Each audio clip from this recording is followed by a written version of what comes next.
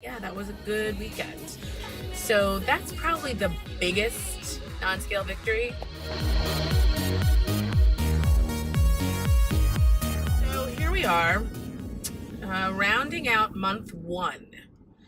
And I have to say, my language is almost totally cleaned up. Almost, I think. Although, I bet if somebody else were watching who was even better at language than me, they'd probably say there's all kinds of opportunities for me to make it even better. But from my barometer, it's pretty good. So I'll give you some examples.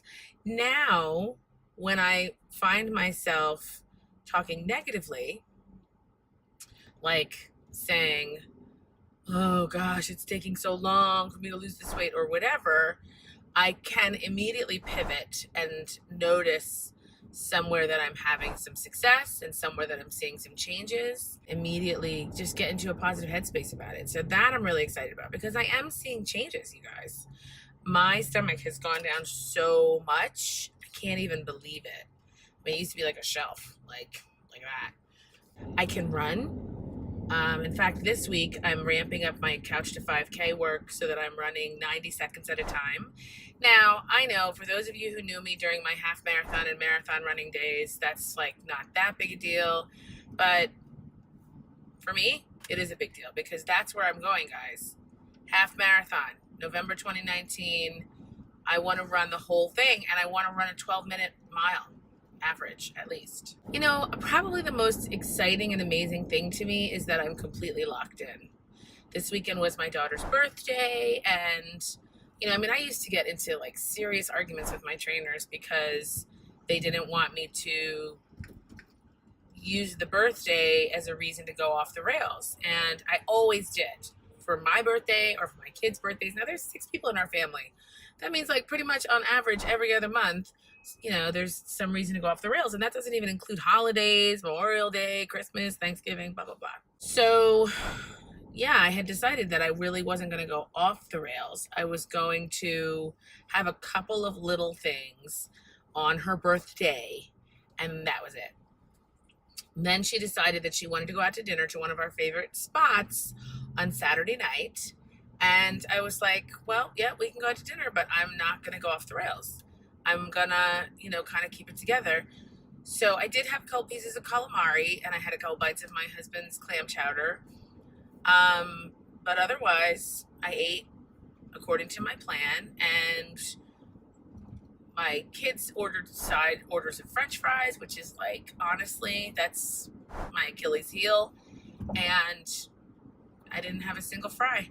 And then I mentioned it kind of offhandedly that it was my daughter's birthday, and the owner of the restaurant, who is sort of becoming a friend of ours because this is one of our favorite restaurants and we go a lot, sends over not one, but 2 pieces of cake. I just left it to them to eat it.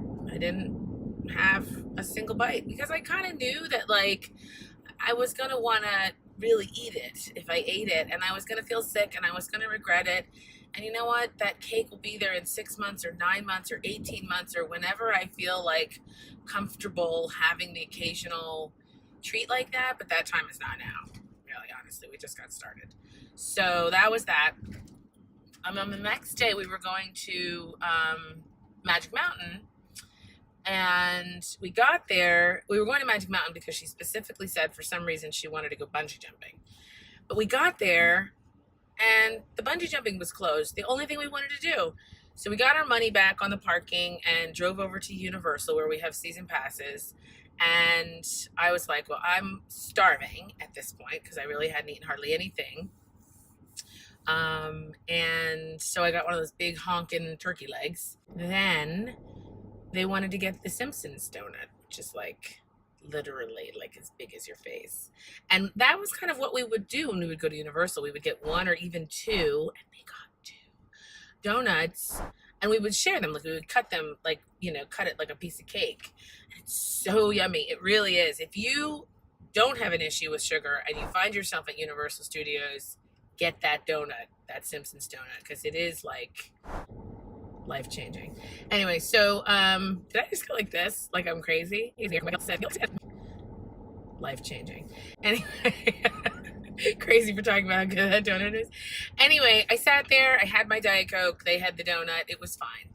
And then that night, I had a homemade cookie cake ready for her because that was what she wanted.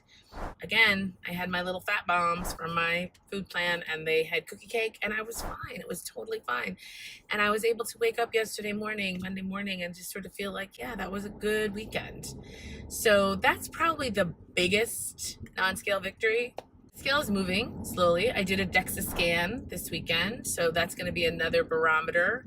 I'm hoping to lose like maybe 3% body fat a month. I don't know if that's possible. There's not really a whole lot of information about that out there, but I certainly will let you all know how that's going.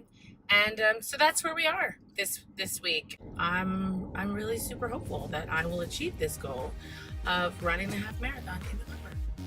So I'll keep checking in, and you keep tuning in, and yeah, enjoy the journey. Bye.